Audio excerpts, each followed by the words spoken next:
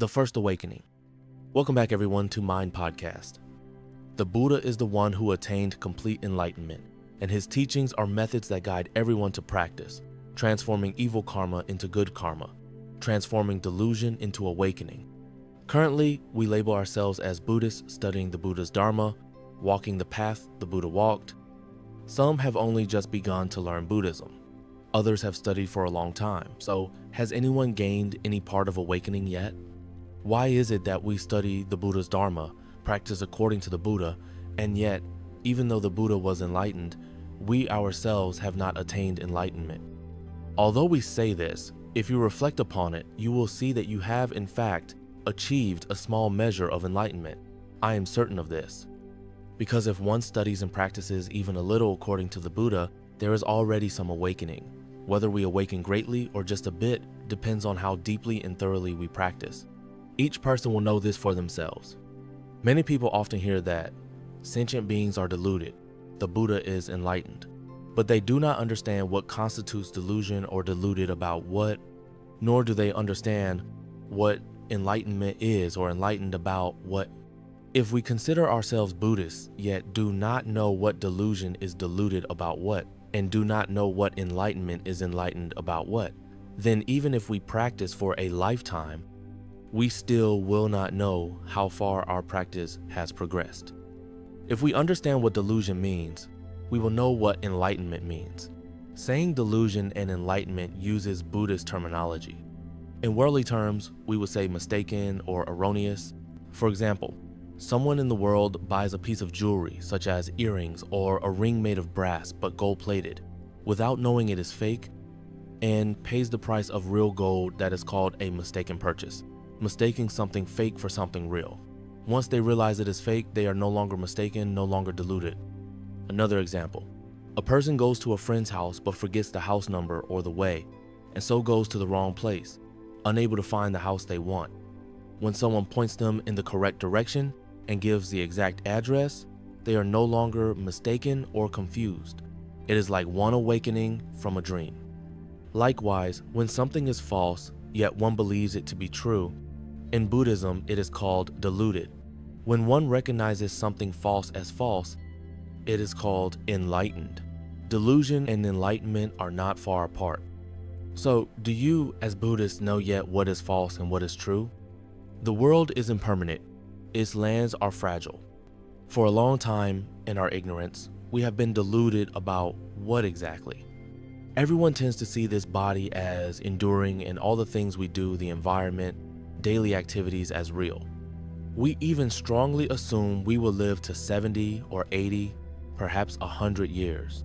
Because of this, we become engrossed in earning a living, saving up money and belongings to be wealthy. The more one accumulates, the better. Having a lot of wealth to enjoy all one's life and leaving it for our children and grandchildren so that they have more than others. Everyone has these thoughts, but how many get exactly what they want? Therefore, the very first awakening the Buddha taught is, the world is impermanent. This world in which we live does not last long. Things appear and then disappear. For example, a towering mountain can be blasted and stones moved elsewhere until the mountain becomes flat land, or a river that once ran deep and swift can become filled in with silt, or a grand mansion that once stood on some piece of land is now a pile of ruins in a barren field. Meanwhile, some place that used to be a deserted field may now have turned into a thriving city filled with markets and bustling traffic. A once wealthy household can now fall into poverty. A once close-knit family of parents and children, husbands and wives, can now be separated, or someone may have passed away. Such are the changes of the impermanent world. Yet for so long, most of us have been under the delusion that the world exists forever. This is the mistaken idea of a deluded person. If someone sees the impermanence of all things in this world, here one moment, gone the next, that person is clear-sighted, awakened. Why don't we dare acknowledge that we have some clarity, some awakening? The Buddha is fully enlightened, but because we study and practice according to him, we also gain some measure of awakening. Even if it is only a little, it is still awakening. There are, however, Those who hear the Buddha say the world is impermanent, who also understand and see it as impermanent, yet imagine they fully grasp the principle of impermanence. But when it comes to real-life profitable ventures, they still weigh gains and losses, amass money and property to sustain themselves from one generation to the next. I would say this person still sees the world as permanent, though they do see their seeing is fleeting and partial, enlightened for maybe a few minutes or an hour, and then back to delusion. In that sense, enlightenment is intermittent, partial. The Buddha and the Bodhisattvas are ever enlightened. In every hour and every minute, they see and know reality in that way. As for us, we are sometimes enlightened, sometimes deluded. If we wish to gain unbroken, continuous enlightenment, we must do what? That is the aspiration of anyone who truly wants to progress, to become fully enlightened like the Bodhisattvas, like the Buddha. For example, if you hear a poem or a folk song that you find lovely, but having heard it only once, you do not remember it.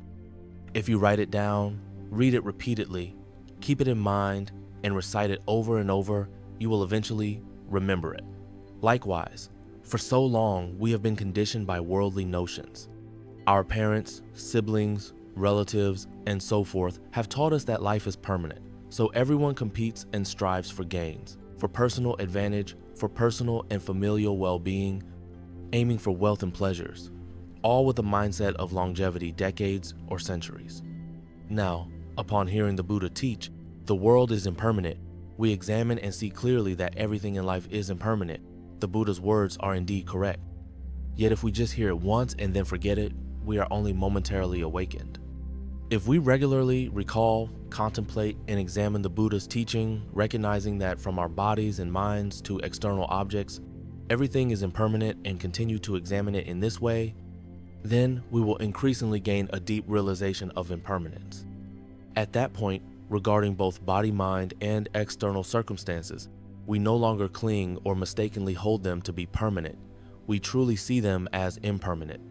Only through frequent recollection and contemplation of the Buddha's teachings do we gain insight. Thus, when impermanent situations arise, our minds remain composed and untroubled. Is that not how an arhat or bodhisattva lives? Some people may have studied and practiced according to the Buddha, reciting, "The world is impermanent, yet still see things as permanent." When confronted by impermanence, they suffer, lament, and fall to Buddha or Bodhisattva saying, "I've been praying for relief from suffering, but I still suffer. Why aren't they saving me?" The Buddha knows that sentient beings remain lost in darkness, not perceiving reality correctly, so he taught impermanence, pointing out what is real and what is false, showing us how to train ourselves. When we see things for what they are, truly as they are, we become free from suffering. That is precisely the Buddha saving us from suffering by guiding us to see the truth. Yet, many people do not bother to comprehend or practice. They only want the Buddha to save them through some other means, or to grant this or that favor. These are illogical demands. Anyone who sincerely studies the Buddha's teachings and truly absorbs their moral virtue always dwells in peace, no longer feeling sorrow or joy depending on favorable or adverse conditions. Seeing clearly that all things are impermanent, if one can maintain that awareness from moment to moment, one is enlightened from moment to moment. If one can maintain it day after day, week after week, one is enlightened daily and weekly. If one can keep it up constantly, one is a bodhisattva or a disciple of the Buddha. Conversely, if one studies and practices Buddhism yet still laments like an ordinary, unknowing person whenever unfortunate things happen, then one has not lived up to being called a Buddhist. Learning without practicing, praying without true contemplation, simply waiting for the Buddha to intervene when suffering strikes. How could he possibly save us in time? Studying the Buddha's teachings is the study of enlightenment, applying the Buddha's words in our daily lives so that we, too, awaken as he did. The four great elements are suffering and empty. The five aggregates are without self. Birth and death arise and vanish, undergoing change, false, deceptive, and ownerless. This teaching says that our human life is plagued by suffering, which stems from the factors the Buddha listed. Birth is suffering, aging is suffering, illness is suffering, death is suffering, separation from loved ones is suffering, encountering those we hate is suffering, failing to get what we desire is suffering, and the flourishing of the five aggregates is suffering. Having realized the impermanence of the world, one does not see old age as suffering, does not see illness as suffering. One understands that whoever is born must age, and whoever has a body must grow ill. If it happens sooner or later, that is simply how it is, and so one is not worried or afraid. By being mindful and awakened, we free ourselves from a great deal of suffering in this very life. If someone truly practices diligently, then when they confront situations that will make others suffer deeply, like misfortune or separation, they remain calm and untroubled, unaffected. That is the fruit of studying and practicing the Buddha's teachings. This is why we say Buddhism is a path to end suffering. For so long, we have been deluded about ourselves and the world, rejoicing when we gain, lamenting when we lose. Yet no one can keep on gaining forever. Indeed, most of the time we lose more than we gain. Those of you who are older can see this very clearly. Losing parents, siblings, relatives, friends, losing all sorts of things. And eventually we ourselves will go too. We endure one loss after another. When a loved one dies, who does not feel sorrowful and shed tears? Only those who have fully comprehended impermanence as a fact do not grieve or suffer. Having truly grasped impermanence, we stay composed whether we face favorable or unfavorable circumstances. Whatever must come, let it come, and we remain calm. Some people go to the temple, make offerings to the bodhisattvas and Buddhas, but do not practice contemplation. When adversity strikes, they still weep and lament. Then they complain that the bodhisattvas who supposedly save suffering have not saved them. In reality, the Buddha is always trying to guide sentient beings who remain mired in darkness to recognize reality, showing us that from our bodies and minds to the world around us, everything is impermanent and illusory, not truly real. When we see this clearly, we can free ourselves from suffering. That is precisely how the Buddha saves us from suffering, by teaching us to see things as they really are. Yet, people ignore it, expecting instead that the Buddha will simply relieve them through some external power, bestowing wealth or other boons. Such is entirely wrong. Those who thoroughly embody the Buddha's teachings enjoy serenity at all times, neither feeling elation over favorable conditions, nor despair when encountering adverse ones. Seeing that the world is impermanent is seeing the way things really are. Being thus aware every minute is being enlightened every minute. Maintaining this awareness daily is being enlightened daily. If one does so uninterruptedly, month after month, year after year, one becomes a truly awakened being, or bodhisattva. In contrast, if one merely practices Buddhism, hears about impermanence, but still suffers and weeps whenever reality does not align with one's wishes, that person's practice has not genuinely taken hold. True Buddhist practice is about applying the Buddha's guidance in every aspect of daily life right here, right now, so that we can awaken in the same way he did. The second awakening. Duk refers to the 5 worldly desires: wealth, sex or beauty, fame, food, and sleep, or it can refer to the 5 sense objects: form, sound, smell, taste, and touch. Daduk means an excess of craving for these 5 desires, i.e., craving money and material possessions, clinging to beauty, seeking fame, indulging in fine cuisine, and loving abundant sleep. A person who enjoys eating fine foods compels the body to run back and forth, laboring to earn enough money to afford delicacies. Thus, the mind is restless, the body exhausted, all for a delicious meal. Or someone enthralled by beauty, spending their life chasing charm and allure, thereby squandering their strength and wealth in endless toil and hardship. Likewise, those craving fame or craving wealth must scramble in all directions, striving and competing to obtain these, which yields immeasurable hardship and suffering. In short, for worldly people, it is precisely because of the powerful grip of the 5 desires that they create much wrongdoing and endure great suffering.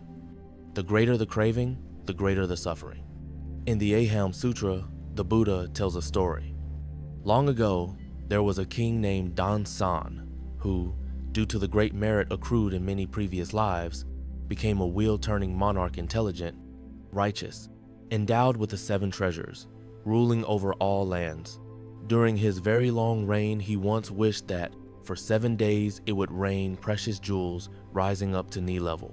Because he possessed supernormal powers from abundant merit, it actually rained such jewels as he wished.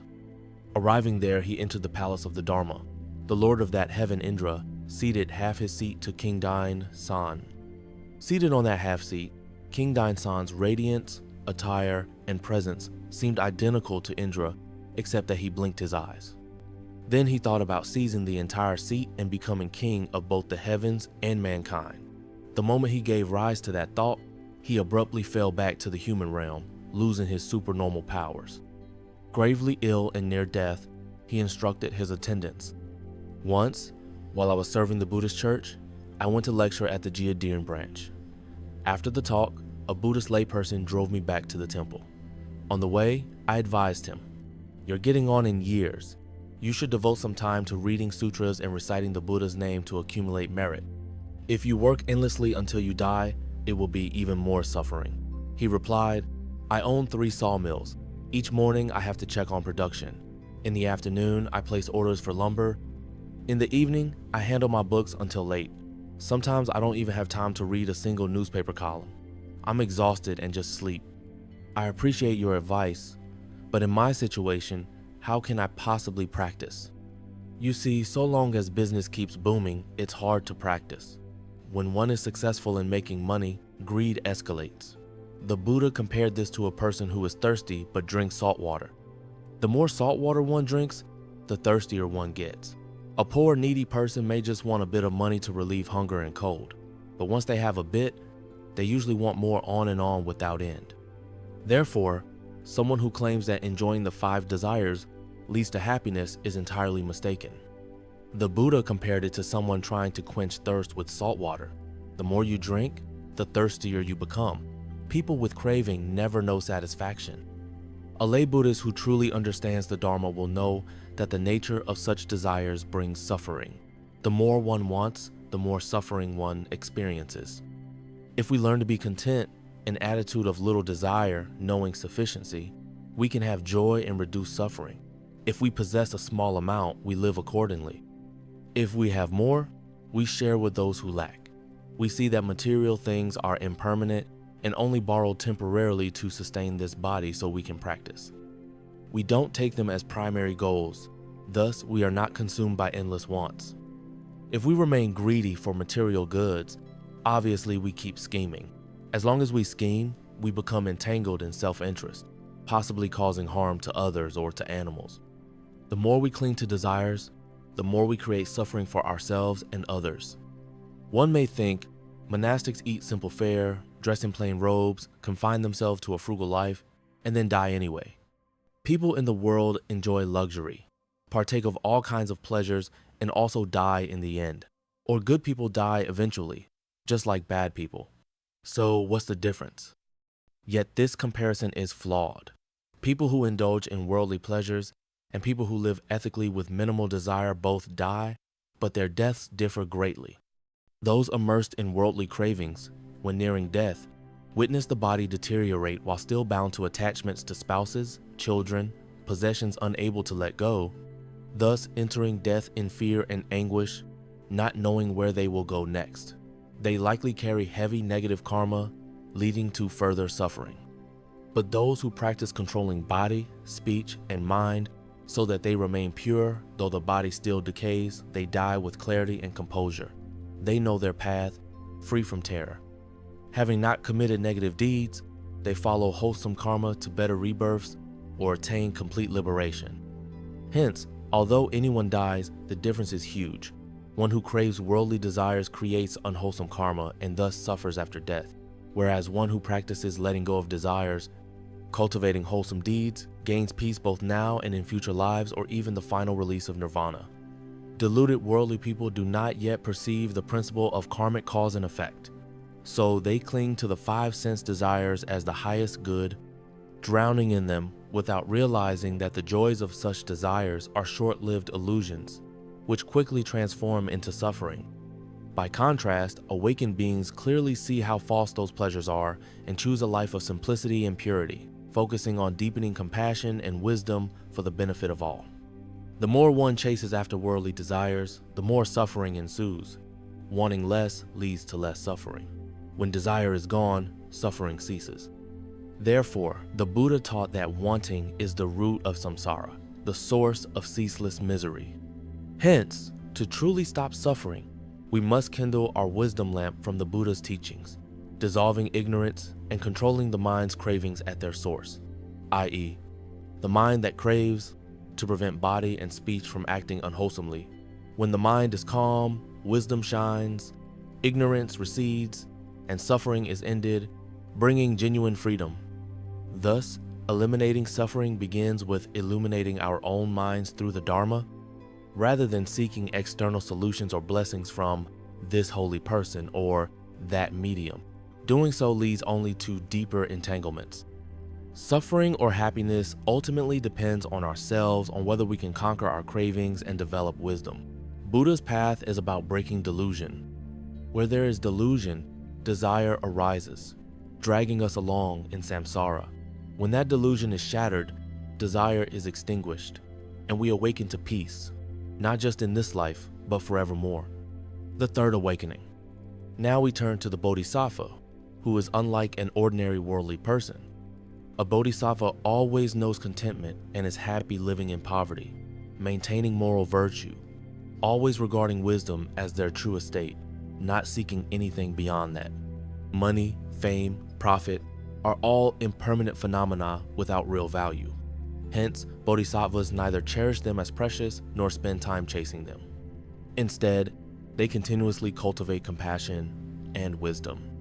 A bodhisattva is simply a sentient being who practices until awakening, literally enlightened sentient being, yet still devoted to helping other sentient beings awaken the way they have, which is enlightening others. Bodhisattvas are constantly mindful that the world is impermanent, that our bodies are temporary, suffering, empty, and non-self.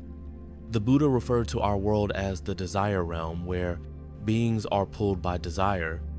People with little or no money want at least enough to live in comfort, but once they achieve a certain level of wealth, they often keep wanting more.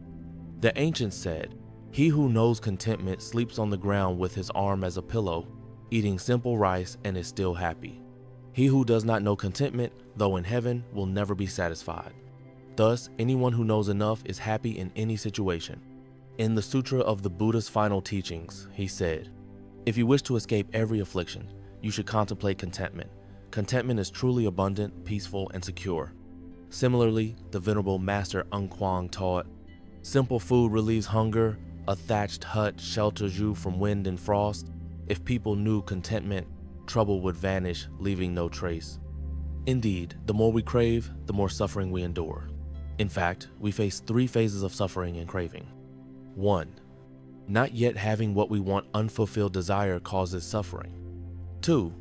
Once we get it, we worry about losing it and make great effort to protect it, more suffering. 3. If we lose it, we suffer more deeply, sometimes to the point of despair. So, a person dominated by cravings suffers in every situation. Knowing contentment, wanting little, and relinquishing desire, the mind becomes peaceful, the body free. The story is told of a poor, illiterate man traveling overseas by boat alongside a famous scholar who dressed simply. The boat sank in transit, and both clung to planks and survived. Though one lost all his gold and valuables, the other had no valuables in the first place. However, the scholar's wealth of knowledge remained intact. The scholar symbolizes one who invests in wisdom, while the wealthy man represents one fixated on worldly possessions.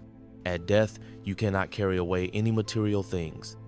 Even if you temporarily enjoy them, they do not last. By contrast, wisdom and virtue, once deeply cultivated, endure even when one passes to another life. Though partly veiled by the transition, it quickly reawakens upon encountering the right conditions. Thus, those who prioritize worldly wealth alone display short-sightedness. Those who dedicate their energy to wisdom, knowing the ephemeral nature of worldly possessions, are forward-looking, building their real, indestructible wealth of insight and compassion. Although the bodhisattva is outwardly poor and lacking in worldly assets, their true wealth of wisdom grows ever greater, not just for this lifetime, but for lifetimes to come. This is why it is said that a bodhisattva's real career is wisdom. Someone who always pursues worldly affairs as their main occupation finds no time or energy to cultivate wisdom, but a bodhisattva invests wholeheartedly in spiritual insight and moral virtue, not chasing ephemeral things. Which of these two do you think is truly prudent?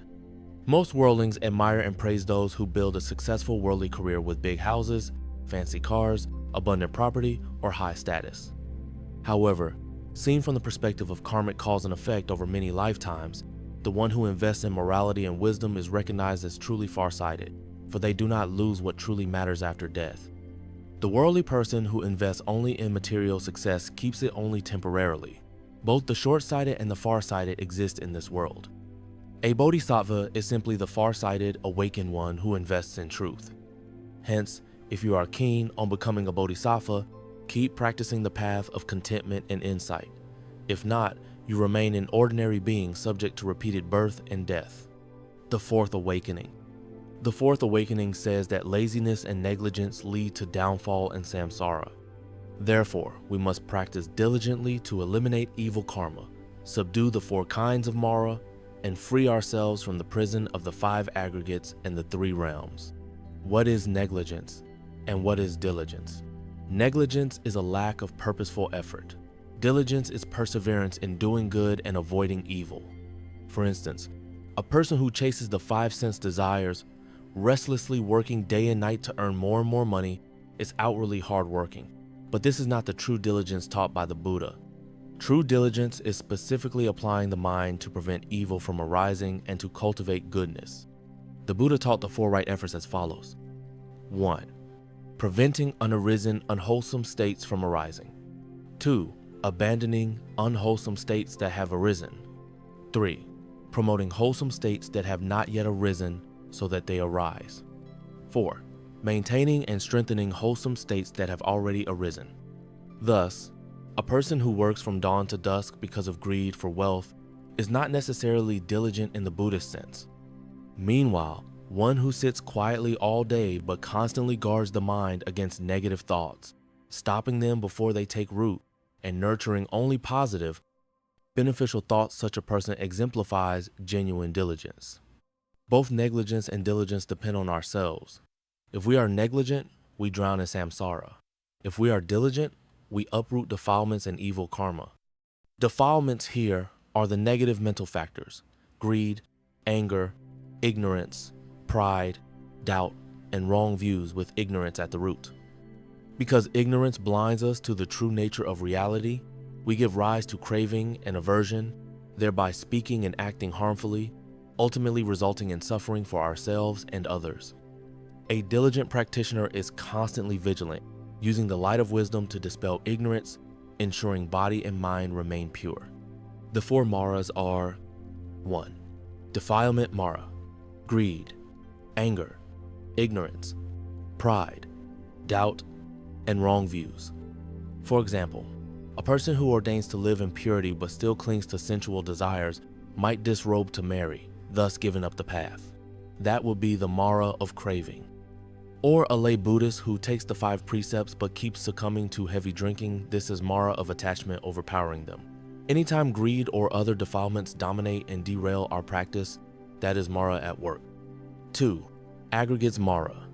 The 5 aggregates form: feeling, perception, mental formations, and consciousness can obscure our inherent Buddha nature. When we cling to them as I or mine, we remain in samsara. 3. Death mara. Either the phenomenon of death can abruptly end one's practice, or the spirits of the dead who harm living people can be seen as one form of mara. But primarily, it is the cessation of life that can cut short one's efforts if not properly prepared. 4. Heavenly mara. Mara kings residing in the desire realm's heavens, who oppose and obstruct true practice, especially when one is close to awakening. For instance, just before Prince Siddhartha attained Buddhahood, Mara appeared in the form of seductive maidens or with fearsome armies to disturb his meditation. Any person or influence that lures practitioners away from the path of enlightenment is likewise a heavenly Mara. Therefore, we need to be ever watchful. Mara can appear anytime, anywhere, sometimes disguised as a friend or companion who urges us to chase wealth or fame and forget cultivation. To overcome these four Maras, we must be diligent, break free from clinging to the five aggregates, and escape the three realms. The Buddha calls these five aggregates and three realms prisons because they bind us in the cycle of birth and death. When we cling to the body, believing it to be the self, our true luminous mind is obscured, leading to repeated rebirth. Likewise, as long as we remain in the desire, form, or formless realms, we are not truly safe from the fire of impermanence. As the Lotus Sutra says, living in the three realms is like being in a burning house while oblivious to the flames. The Buddha is like a kind father calling us to come out for our own safety. Practicing diligently is our way to escape this burning house. In short, each of us has a Buddha nature, the potential for enlightenment, and also has Maras present in our mind. If we strengthen the Buddha nature through cultivating virtue and wisdom, we become Buddhas. If we feed our defilements of greed, anger, ignorance, we are cultivating Maras. Thus, whether to become a Buddha or to be enslaved by Mara is entirely our own choice. The Fifth Awakening. The Fifth Awakening states that ignorance leads to birth and death. In the 12 links of dependent origination, ignorance is the first link, the root of samsara. Generally speaking, ignorance means lack of clarity or unknowing. In the Buddhist sense, ignorance refers to not realizing one's true mind, not perceiving phenomena as they really are. The Buddha teaches in the very first chapter, responding to Bodhisattva. Sentient beings cling to these four great elements as the self, and to the mind that runs after the six sense objects as the self. That is ignorance. Because of clinging to body and mind as real as me, we generate karmic activity and remain stuck in the cycle of birth and death. We learn the Dharma precisely to see the fundamental cause behind our samsaric wandering. Once truly seen, ignorance is dispelled and one is liberated. The Bodhisattva contemplates frequently, learning widely and hearing much Dharma, to broaden wisdom, accomplish eloquence, and then teach all beings so that all are led to great joy. We see then that a Bodhisattva eliminates ignorance by frequently studying the Buddha's teachings, deepening insight. Hearing much, studying widely does not mean worldly studies, but hearing, reading, and reflecting on the Buddha's teachings, applying them in practice to gain genuine clarity. By doing so, one's wisdom grows boundlessly like the sea, eventually enabling one to explain the Dharma effectively for the benefit of many, just as a skillful teacher shares knowledge at the right level to different students. Nonetheless, while studying widely is crucial, we must also practice, or else we may become merely a book bag, knowing a lot but lacking real transformation and humility. True wisdom arises when knowledge is integrated into daily life. Once wisdom is large enough, we achieve the four unhindered eloquences. 1. Unhindered eloquence in Dharma, deeply understanding the Buddhist teachings. 2. Unhindered eloquence in meaning, grasping their profound implications. 3. Unhindered eloquence in language, skillfully using language to convey teachings, including local idioms. 4. Unhindered eloquence in teaching, speaking in a manner that resonates with different capacities, making people joyful in receiving the Dharma. Through such comprehensive mastery, one not only attains peace and joy for oneself, but also shares that joy with others, guiding them from darkness to light, from suffering to liberation. People typically want happiness but chase after trivial or temporary pleasures, ignoring the deeper suffering of old age, sickness, death, and impermanence. Bodhisattvas, on the other hand, fear the great suffering of samsara. They recognize that the superficial pleasures of the five desires are transient illusions that quickly become suffering. They devote all their energy to escaping the cycle of birth and death and attaining the true lasting bliss of nirvana. One who is ignorant of karmic cause and effect settles for fleeting worldly pleasure, while the wise see the bigger picture and aim for ultimate liberation. Thus, though we all want happiness and dread suffering, the ignorant trade small, immediate sufferings for bigger ones, while the wise forego ephemeral pleasures to avoid the greater misery of samsara and secure the bliss of nirvana. Small and large, short-term and long-term suffering or happiness, these distinctions separate the foolish from the wise, the mundane from the awakened. When we comprehend this, we can see that to be a bodhisattva or a deluded being is entirely our choice. The sixth awakening. This sixth awakening the Buddha taught refers to how poverty leads to resentment, which can lead people to accumulate negative ties. Because of being poor, lacking material resources, people are often beset by frustration and anger, easily taking offense or quarreling with others. If anyone offends them, they explode with irritation. Especially those who do not practice, do not understand cause and effect. In their impoverishment, they resent heaven and earth. Seeing those who are wealthier or in positions of authority, they develop envy or hatred, even if those individuals have done nothing against them. Such resentment is how they form new negative connections. Thus, the poor often struggle with the Dharma more than those who are comfortably provided for. However, a Buddhist who clearly understands karma will see that poverty in this life arises from stinginess, miserliness, or even theft in previous lives. Understanding this, they accept their situation without complaining and strive to transform it by practicing generosity. Even a poor person can give alms on some small scale, perhaps a few grains of rice to feed ants or a piece of cloth to bind someone's wound. It is not about quantity, but about cultivating a generous heart, shifting the old habit of stinginess into a new habit of kindness. One who does so avoids resentful, adversarial attitudes and thus avoids forming negative ties, drastically reducing suffering even while poor. At the same time, the bodhisattva, knowing that the poor are often angry and prone to negative actions, responds with patience and compassion, helping them according to their needs. That is called skillful means. The scripture says, "Bodhisattvas practice giving with an impartial attitude toward friend and foe alike, not holding on to old animosities, not hating those who do harm." That is a lofty ideal, yet that is exactly the bodhisattva spirit, to respond to adversity with kindness, to break the cycle of resentment. If we have not yet cultivated such impartial compassion, we must diligently practice and refine our mind. For example, if you used to be oppressed by someone, then in a later twist of fate, that person becomes poor and needy while you become wealthy or influential. A bodhisattva mindset is to still assist them with no grudge in mind. Such magnanimity characterizes the path of great compassion and great wisdom, ensuring no barrier to benefiting others. A well-known canonical comparison is that giving to 100 wicked people yields less merit than giving to a single good person, and so on. There is indeed such a teaching in the 42-chapter sutra. It might appear inconsistent with the above principle of impartial giving. In reality, this does not contradict it. At an early stage of practice, one must remain careful not to be influenced by bad people, so one avoids them and nurtures one's virtue in safer conditions. But after achieving steady moral strength and wisdom, one can approach anyone, good or bad, to help them like well-trained doctors who know how to cure diseases without becoming infected themselves. The bodhisattva who has strong inner resources can even transform evil people and endure tough, adverse friends. The story of Devadatta in the Lotus Sutra, who repeatedly harmed the Buddha across many lifetimes, is an example. The Buddha finally declared that Devadatta was his greatest teacher of adversity, helping expedite his realization of Buddhahood. Hence, in our own practice, we must see adversity as an opportunity to test and strengthen our attainment.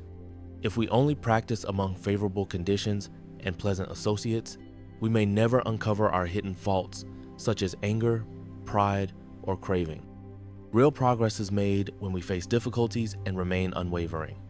Recognizing this, a bodhisattva can compassionately help all, no matter how they act toward them, generating no resentment, only empathy and goodwill. The seventh awakening. Here, for the seventh awakening, the Buddha addresses householders, encouraging them to practice li-nyerm shutte, to leave behind impurities and aspire to transcend the mundane. Because the five desires, wealth, sex, beauty, fame, food, and sleep, are sources of faults and calamities, people who indulge in them become entangled in endless suffering, lifetime after lifetime. Thus, householders who understand the dangers of the five desires, though still living among secular affairs, should not let themselves become attached or overwhelmed by them. Moreover, they should nurture the aspiration to leave worldly life in order to fulfill the path of self-awakening and awakening others. This means that although a layperson still has family obligations, if they truly grasp the miseries that arise from the 5 desires, they will not be sucked into them. Instead, they cherish the wish that one day they might leave home to take ordination, wearing the monastic robes, practicing pure conduct, traveling for alms, living in simplicity, and devoting themselves to benefiting all sentient beings. The sense of family then extends not just to spouse and children, but to all beings in need. Thus, devoted lay Buddhists with genuine aspiration should never feel content with simply taking the 3 refuges or the 5 precepts, thinking that is enough. Such an attitude will stall their path. Like a student completing grade school must continue on to higher education, a Buddhist should keep progressing toward ultimate liberation. If circumstances in this life prevent full renunciation, one can still vow and pray for the causes and conditions to be different in the future, hoping that in the next life, one can soon meet the Dharma and leave home behind. Without such a vow, it is easy to remain stuck in mundane cycles perpetually, never breaking free of worldly ties.